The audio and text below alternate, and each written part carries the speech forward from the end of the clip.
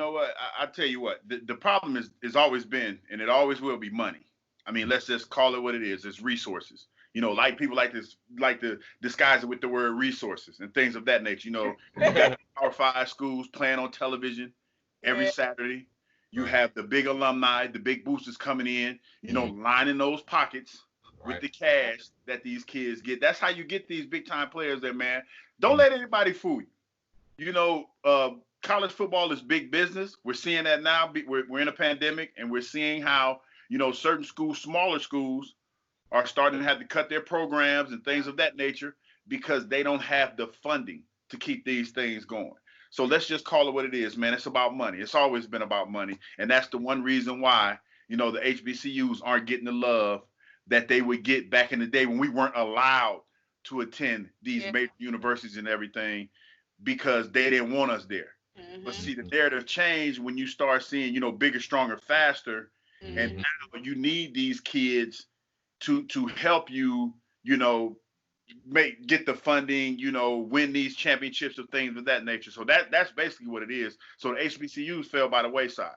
Yeah, for sure. I definitely agree. I feel like when we hear about the Hall of Fame talent and like the top tier talent, like yourself, and like when they want to pick names, they always go to these old heads, Jerry Rice, Shannon Sharp. These guys were playing back in the day. Alumni, both of them. Yeah. My frat brother, Jay Rice, Phi Beta Sigma Fraternity Incorporated. Yes, that's what it is.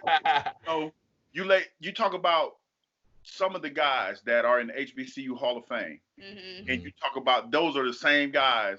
When you look around they're in the Hall of Fame, the NFL Hall of Fame. Right. They paved the way. And they went to these HBCUs. When I got inducted to the Hall of Fame, the Black College Hall of Fame, it was a humbling experience. Yeah. Walking in the room, looking at all these Hall of Famers that played in the NFL, that paved the way in the NFL. So, you can't have the Hall of Fame without the Black college players that played and laid the foundation. Right. That's a fact. So you talked about money. So how do you feel about the money game?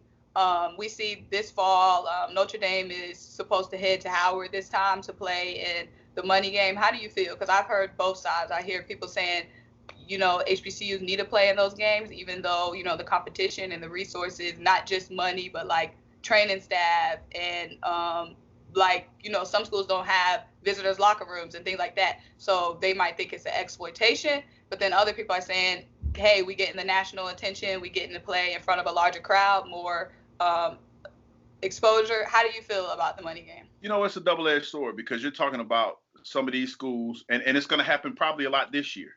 Because you're talking about being in a pandemic and being in situations where a lot of schools are going to be limping into this football season, trying to make it go. So there's going to be games scheduled on the fly. So there's going to be smaller schools that are going to probably get a phone call a week or two in advance to play these games because they need that money. Yeah. I mean, it's the sad situation that HBCUs are in. I remember my school, Central State, like funding every year to come from the state. It's a state school, and yet you still have trouble getting state funding because they don't want to fund it. It's always been like that, man. And it's incumbent on the alumni of every HBCU to try to pool their money together just to try to keep the schools going. I mean, that's the unfortunate thing about it. It is what it is. It's the bigger universities, the bigger schools in the area, they get all the funding, and the HBCUs always fall to the wayside because there's a lot of people, number one, that don't know the history of HBCUs. And they also feel like people that don't know their history, they feel like HBCUs now are separating the Black college kids from everybody else, not knowing that we had no choice. Exactly. HBCUs in the beginning, we didn't have a choice. Yeah. So now, the people are growing up, they don't know that history, and they just feel like, well, why you're trying to segregate everybody? No, bruh. That ain't the case. Exactly. Y'all put that on us. Yeah. Y'all didn't want us at y'all school at first. So, I mean, it's starting to change in there. As you start, what's the kid name? The basketball player, Maker McCour, or whatever it is. I'm killing his name. Y'all got to excuse me for that. That's okay. The simple fact that he is compelled to go to Howard. Yeah. And